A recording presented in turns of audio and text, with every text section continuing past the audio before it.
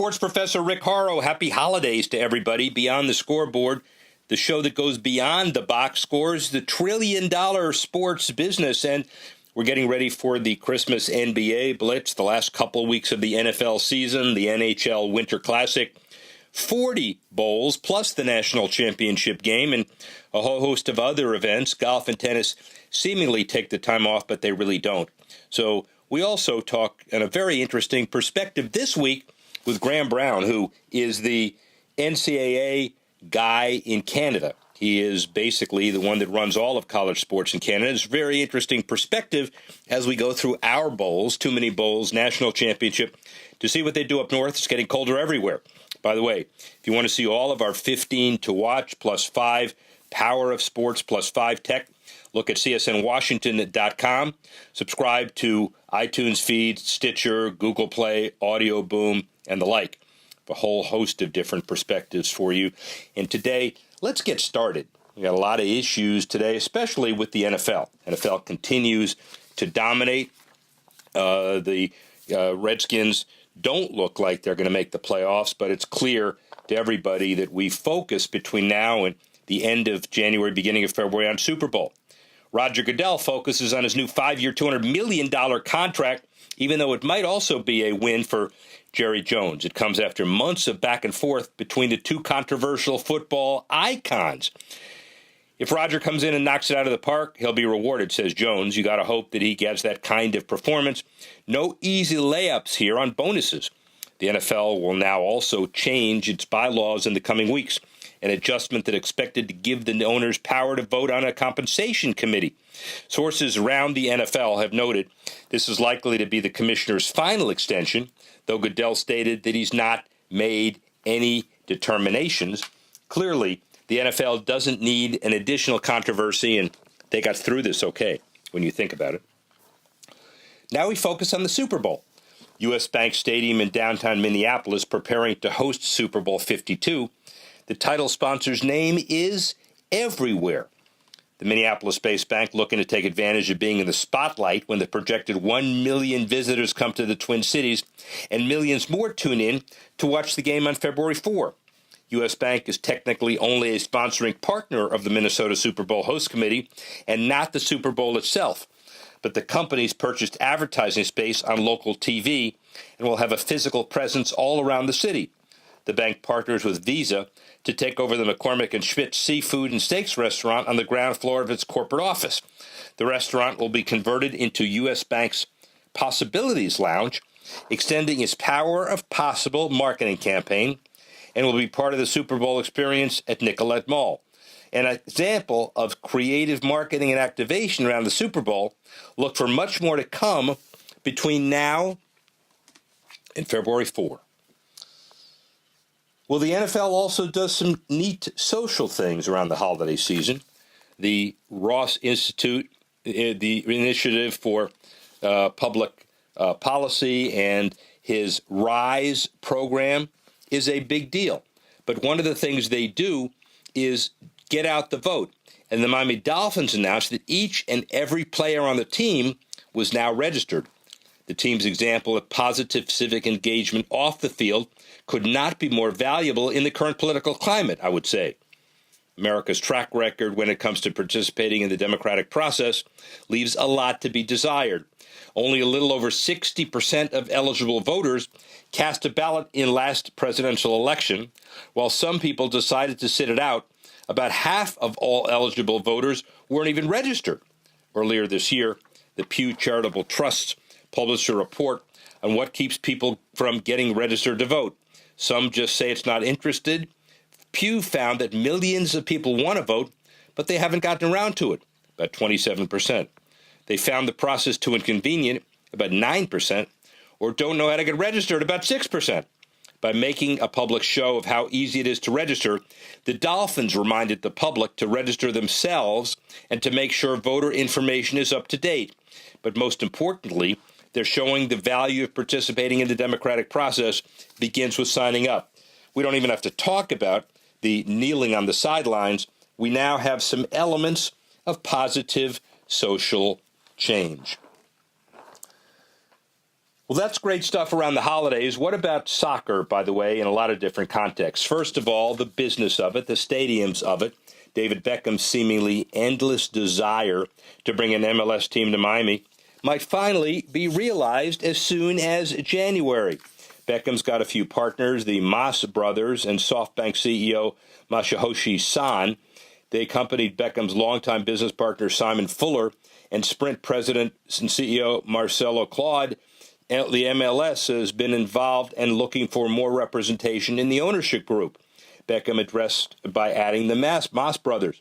The club, named Miami Beckham United, is still working to finalize plans to build a soccer-specific stadium, and the entity agreed to purchase 3 acres of land from Miami-Dade County this last summer and plans to combine that with an adjoining 6-acre parcel. But landowner Bruce Matheson filed a lawsuit alleging that the county violated the law by not opening up the sale to competitive bidding. It's politics as usual, by the way, in South Florida, but with the MLS keeping a close watch on the situation, hopefully it gets resolved smoothly and soon. So there's soccer issues as well, governance issues. U.S. Soccer's board of directors recently met to revamp and rework the responsibilities of several major positions within the organization. According to ESPN.com and others, the board of directors met in Toronto, consensus among the board members on several key issues. The primary topic was the role of the president, moving to more of a chairman of the board as opposed to an executive position. This comes as a stark difference on how current U.S. President Sunil Gulati has operated while in office. With that, the new general manager type position is going to be created, with an elected figure set to oversee the men's national team, with the new head coach reporting to the new GM. This move puts the USSF more in line with the structure of most pro sports franchises. Obviously, stay tuned to see how it works out. Well, it's the holiday season, so we talk about other things in soccer besides just business. How about Ken Griffin? The Chicago Fire involved in an effort to bring 50 new mini soccer fields. And Griffin, the richest person in Illinois, is contributing. He says he's a huge fan. He's played pretty much all his life. He's been coaching his kid. And the Griffin family, along with the Fire, the U.S. Soccer Federation, and the city of Chicago, have joined forces to build 50 mini fields in unserved neighborhoods in Chicago over the next 5 years. The announcement made at Gage Park on the southwest side, including Rahm Emanuel, the mayor. He said it's another investment in our neighborhoods. It's what parents want to see for their kids. Great sport, great sports safety, safe place. The court-sized fields will be asphalt, soccer lines, small goals, and a surrounding fence to keep the ball contained.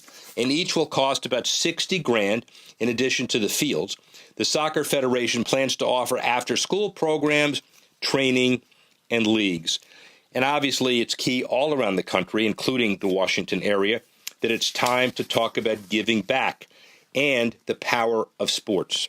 Toronto wins the first MLS championship of their own and builds opportunity for youth in Toronto. The MLS Works program strives to improve the lives of people through sport. And Toronto FC players and MLS executives unveiled a new Toronto FC branded multi-purpose room at the Wood Green Community Facility in Toronto. It's a funding agency of United Way of Toronto, 75 innovative programs, 36,000 families and residents of Toronto's most marginalized communities.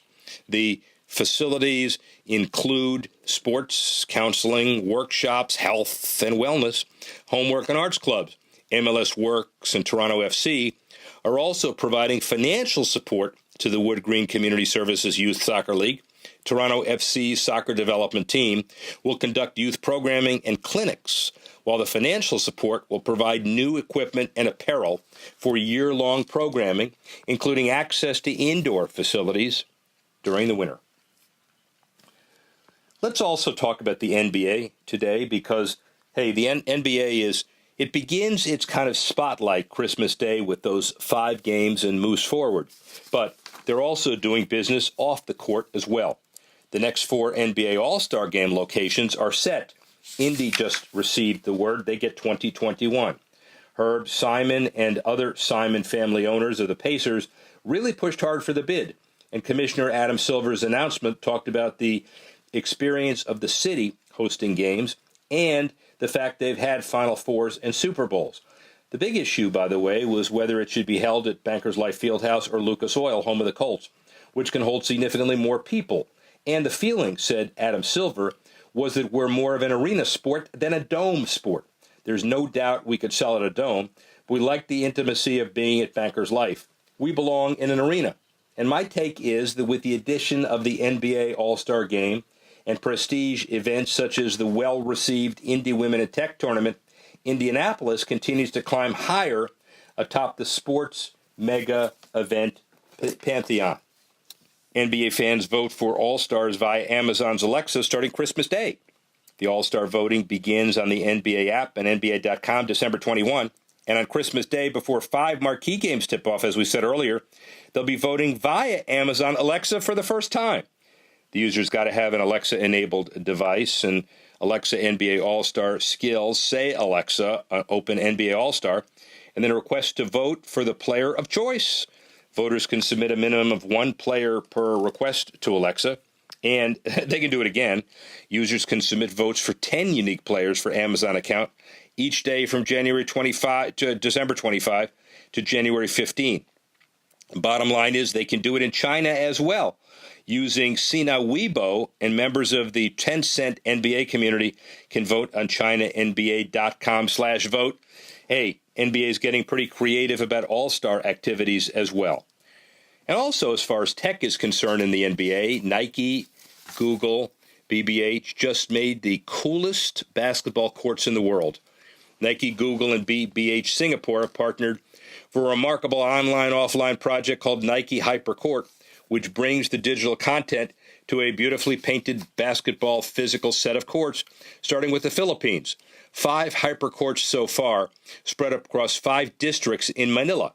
Each has been painted with portraits of NBA stars like LeBron James, Kobe Bryant, Kevin Durant, Russell Westbrook, Kyrie Irving, by Arturo Torres, the illustrator known for his superhero-type illustrations of rappers and basketball stars. The hypercourts feature an on-court digital platform that players can tap into with their smartphones. And without having to use any data whatsoever, players can pull up all sorts of Nike content, helping them with their game. The more a player uses the platform, the more he learns how to make these kinds of recommendations. And obviously, the NBA continues with the tech issues. It is nearly Christmas time. It is nearly the holiday season. And ex-NBA star Charles Barkley pledged $1 million to black women in Alabama for startups.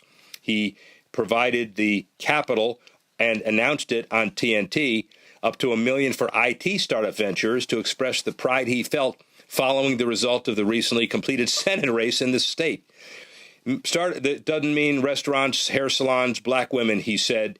That means startups. African American voters, specifically female, managed to shift the narrative and hand victory to Democrat Doug Jones over Republican Roy Moore. And Barkley said during campaigning, the Alabama native said that he wanted voters to, in his words, stop looking like idiots and rid themselves of Roy Moore. When people in your own party say they won't vote for you and support you, it's a dead giveaway. It's amazing, said Barkley. And I'm begging and urging everybody to get out, call all your friends. We got to, at some point, deal with this. We want our children to be safe and go to new schools. Startups will help do that. Bottom line is kudos to Charles Barkley. Not just kudos to Charles Barkley for speaking his mind. He always does that, especially during the holiday season. Kudos for him putting money where his mouth is. Well, let's get into college football. We've had some bowls, 10. We have 41, including the national championship. Everybody talks about too many bowls. I say, obviously, bowls are key for the alumni, for television, and it doesn't really matter if you have 20,000 people in the seats, as long as the people are alumni of the schools and people watching tend to buy stuff that corporate advertisers are selling. So the bowl games are safe. The college football playoffs are expanding, and it's so good to see the college football system entrenching and becoming more stable. How about north of the border? Graham Brown has been the president of U Sports, the Canadian equivalent to the NCAA, for an extended period of time. We caught up with him at the major conference that was held in early November, Prime Sports Conference in Canada. Thought it would be good during the holiday season to talk about the differences and similarities between the good old college football system here and what they have in Canada. Graham Brown. Beyond the scoreboard, inside the boardroom, you know about the NCAA, and you know about Power 5 and pay for play and all of the teams and the BCS rankings and all of that. But I've got better story for you, because we talk about how governance is difficult at the NCAA level. Well, this isn't the NCAA, but it is national governance. It's Graham Brown, who is the president of U Sports and basically governs all of college sports in Canada. Is that correct? Yep, all 56 universities, so not quite as big as our colleagues south of the border. Nobody says it's as big. Somebody says it's maybe more efficient, so thank you for being here. Thank you, no problem. Appreciate it. So give us a little bit of history about U Sports and how this whole organization came to be. Yeah, so I mean, it's well over 100 years old. I mean, not unlike our colleagues south of the border, over a number of years it's taken on various structural and names. So a number of years ago it was CIAU, Canadian Inter-University Athletic Union. Then it went to CIS, Canadian Inter-University Sport, and now it's U Sports. U Sports is really, I've been on in the president and CEO role for 2 years, was really down to translation, and in Canada we're bilingual, so CIAUU was not necessarily bilingual. CIS was SIC, so if you put them together it was CSIC.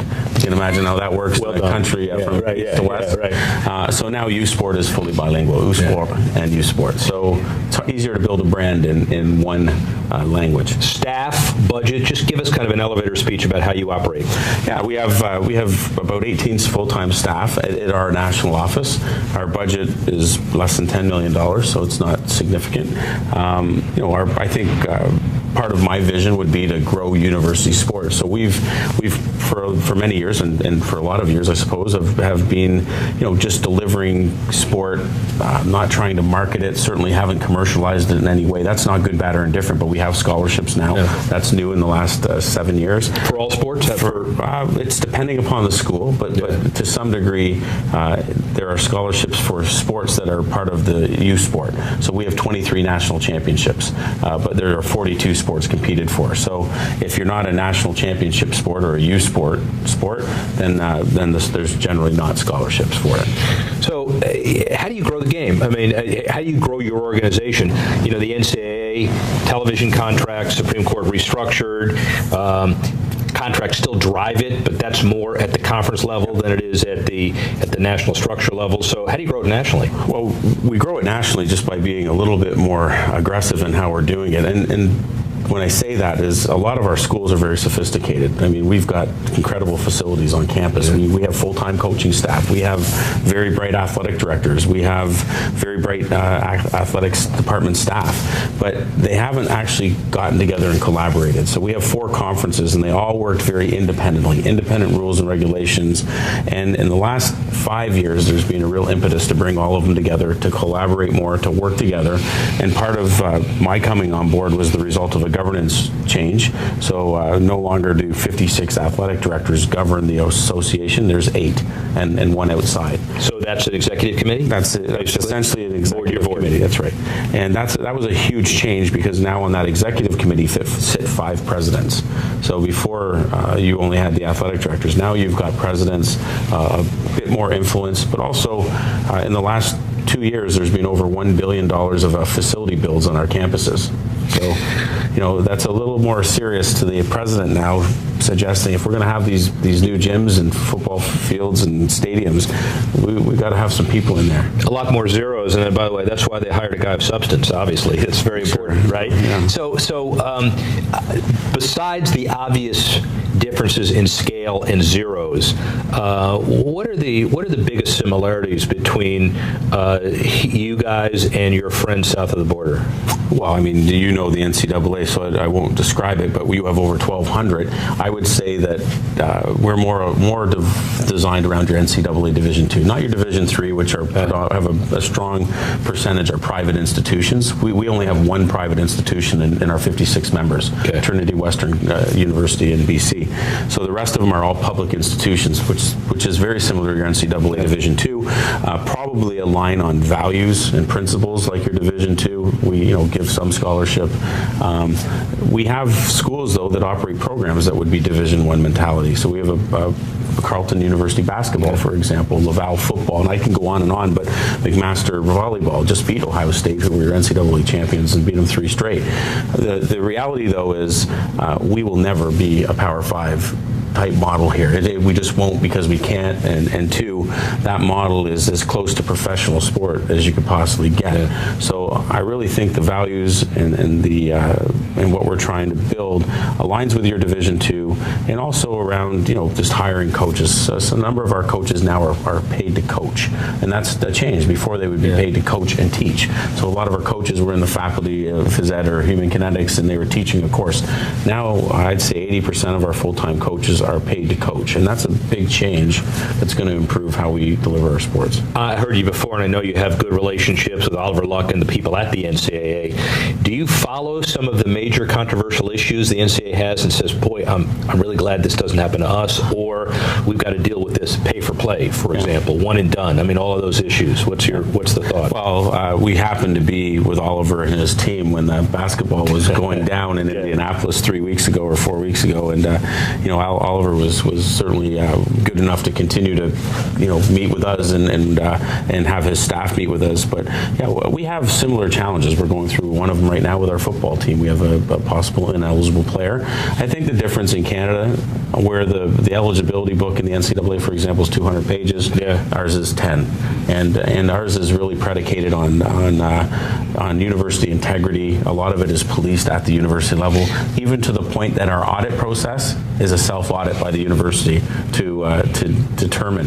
Now, I'll save you time. Never happened in the States. Yeah. So, now it may not happen, but it might at Division II and Division III. Fair. So I think it might not happen in your Power 5 or your NCAA Division I. But I think that's just the scale of the programs in the schools. But some would argue also that a 12-page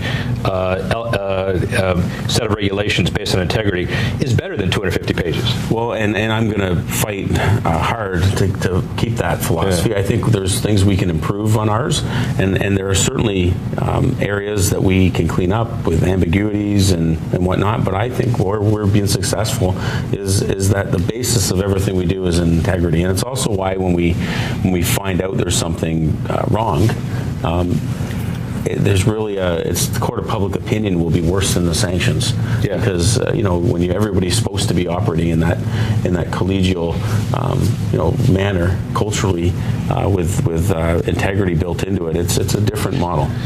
Just a policy issue, and this is not a legal opinion I'm asking you to give, but when you see the O'Bannon courts and we talk about a commitment of dollars that are generated for a university, somewhat on behalf of a player, and the player has some rights to that, how do you feel broadly about that? Yeah, I probably don't have a perspective because I could debate either side of that. I mean, it's no different. We have the same challenges in Canada with CHL hockey players. The young players, many of them are going to their draft year this year, and they'll all be signing, multi-million-dollar NHL entry-level contracts. Yet, and there's a debate whether they're professional athletes or amateur right now.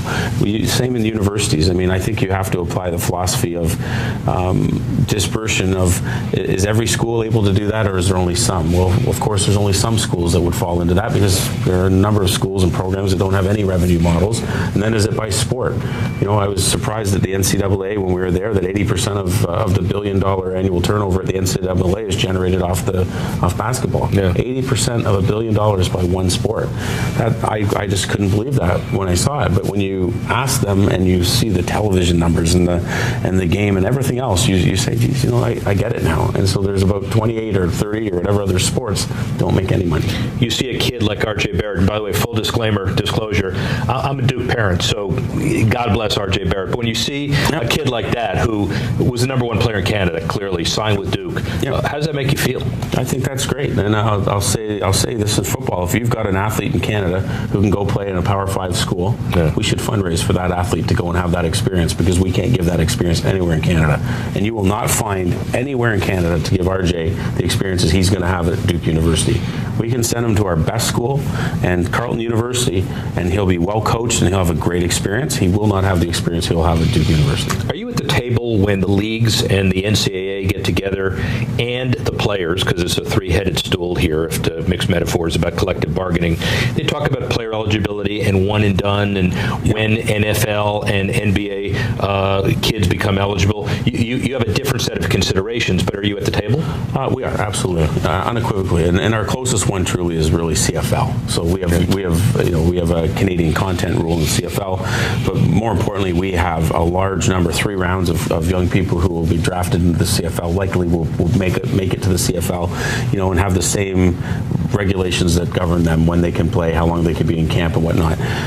We have a different model for hockey. So the majority, our hockey players who at 15 and 16 decide to play CHL hockey aren't eligible for NCAA, because NCAA have determined that they're now professional hockey players. We don't determine that, and we welcome, and 90% of our hockey players in Canada at our 34 institutions that play men's hockey are ex-CHL hockey players. We just don't see it the same way, but we also have the ability, if you played in the AHL, to come and play university hockey too, unimpeded. You could probably argue, based on this, that the broad business principles that govern sports south of the border, you have to deal with on a regular basis as it relates to your business principles and business day. We do. It's very similar. There's no question.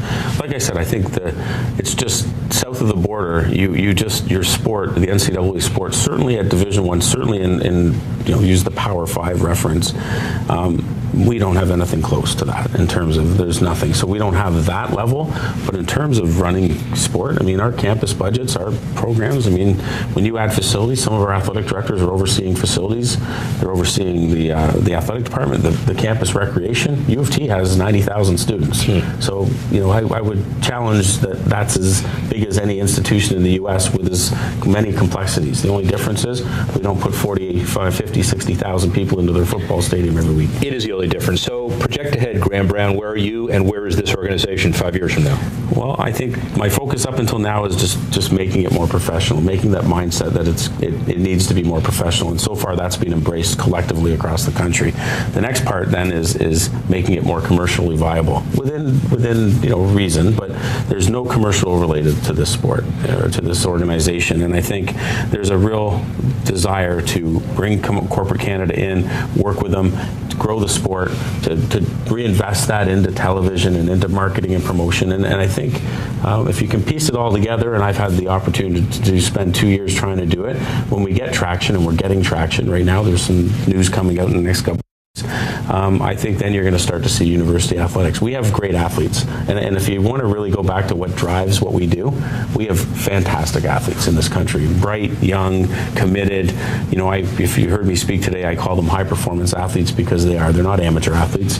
They're really, truly high-performance athletes. We had 156 Olympians that are in our network of universities at the last Olympics.